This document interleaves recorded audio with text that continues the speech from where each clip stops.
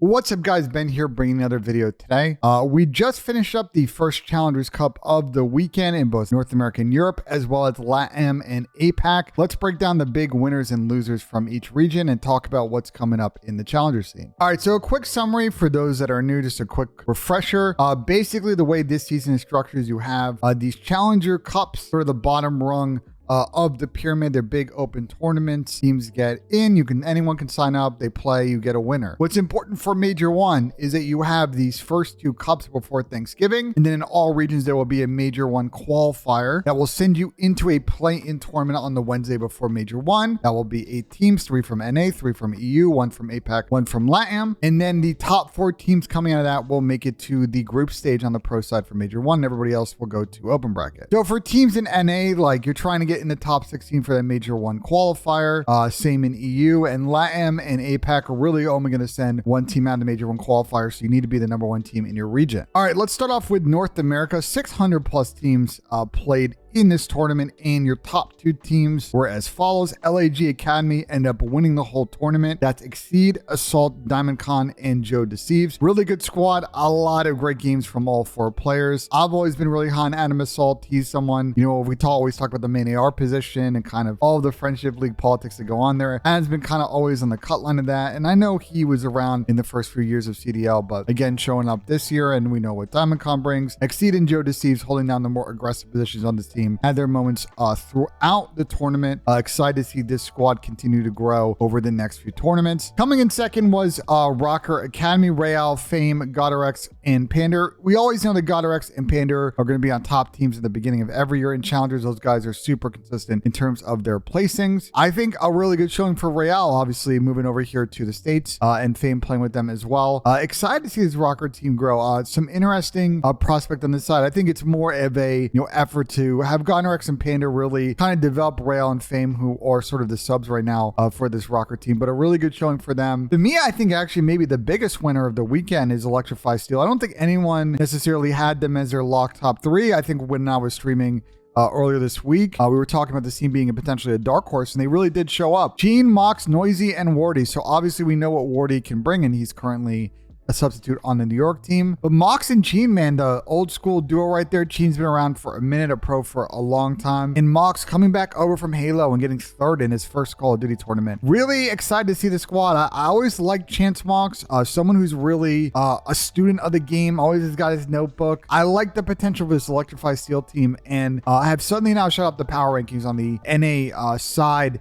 and a real potential contender to lock down one of those spots to make it into the pro bracket. And you look at the rest of the top 8 here. You've got good squads like the Capsule, Dave Patty, Gravity, Hixie team, Phantom Rex, Yeez, and John. Also rounding out top 8 with Saints, Mohawk, Classic, and Johnny. Obviously, I think a lot of those 3 teams probably would have wanted to place better. But again, top 8, not too bad in the first tournament. You're still on path to make, obviously, top 16 for the Major 1 qualifiers. So still some work to do for the squads. There weren't a lot of upsets actually really outside of the top 16. I think all of the top seeds really made it to that round. But there are a couple of teams that did not make it to top 8 that we should discuss. I think first off is Boston Academy, Sensor, Cramp, Shawnee, and Beans. Really poor showing from them in that final matchup to get to top 8. I think this Boston Academy team has had some mixed results. I know they won one series at the next tournament, but I wouldn't say they were looking amazing. I'm going to be looking to see if this team can turn around the next cup coming up here. Again, they're not really in danger right now necessarily of not making that top 16 for the Major 1 qualifier, but they need to focus on making sure they catch up to some of the other amateur teams, and it seems like the slang on this team maybe won't be as strong as some other squads. We'll see what they do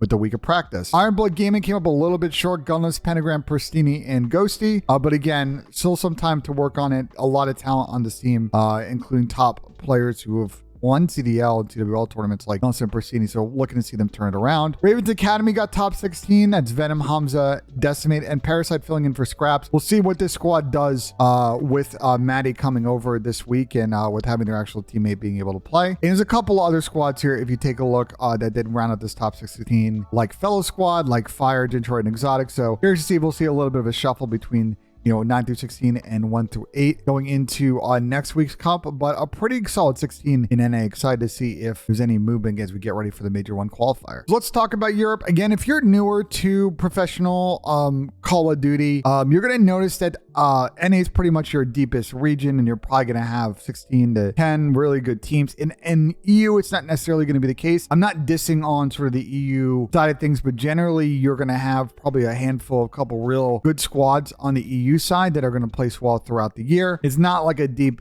bench of 16 teams like you have in NA. So let's talk about it. I think a lot of people had Elevate come in as probably their favorite going into this tournament, and they ended up actually coming through short in the grand finals against Eric Boom, Furious, Maple, and Weeman. Two squads with a lot of players that have been around. Again, the CWL and CDL side, not a lot of like rookies on these two squads. These are a lot of players who have sort of played before at some version of the pro level. But Elevate was my team I thought was going to kind of run the table in this tournament, really cement themselves as Europe's #1. But I think it's a little bit of an open question now. Abuza's team came in third. That's his team with the Brezzy, Cobra, and Lynx. They came up short in losers finals. A good squad. Again, excited to see Abuza and Brezzy and what they can do with the rest of the squad going into the Major 1 qualifiers and maybe potentially being one of your teams in the pro bracket at Major 1. A couple other teams that I wanted to highlight is the two teams that actually finished in top 6. So you have Dave's squad coming through there. A team with Rafi, Grad, and Chaxter. And obviously the Spanish team of Journey, Super, Yako, and Lucky. An interesting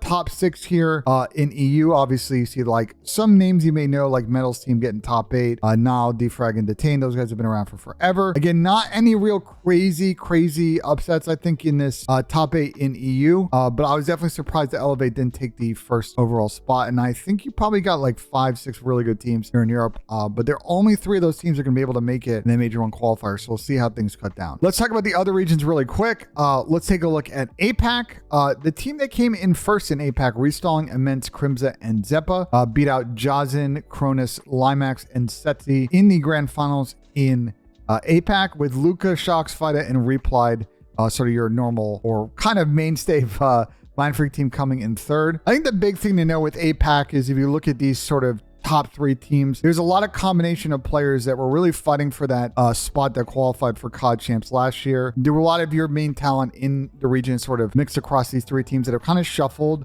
some players coming from the Vanguard season. You're curious to see who will shake out as sort of the top team and make it over for that Major 1 qualifier to have a chance at the pro bracket. Really be curious to see if we can see another APAC player like Pred kind of break out in international competition and really see if they can push themselves into a CDL spot conversation. But it's always nice to kind of watch the APAC region and see if some of these players are really developing and kind of break through when it comes to international competition. Again, if you're newer to CDL, like I think there's a good region for talent, but I think the knock always in APAC is, again, because they're sort of disconnected from the other regions, they do sometimes struggle to kind of stay unmeta with some of the APAC and NA teams. And when they come over for major national tournaments, while they do have a lot of pro points and get a good seed, they don't always play well in those competitions. So we'll see what APAC can do this year. And then taking a look at LATAM, obviously a region that is still developing in terms of COD. I think there are some ways out from being super competitive to the other regions. You have D1 Gaming LA coming through in first. That's Trax, Legenda, Kaus, and Kuti. I think this is sort of a mix, if I remember, Ecuador, sort of Argentinian squad. A good mix of these players did make it to CDL Challengers finals last year. They did get last place, unfortunately, but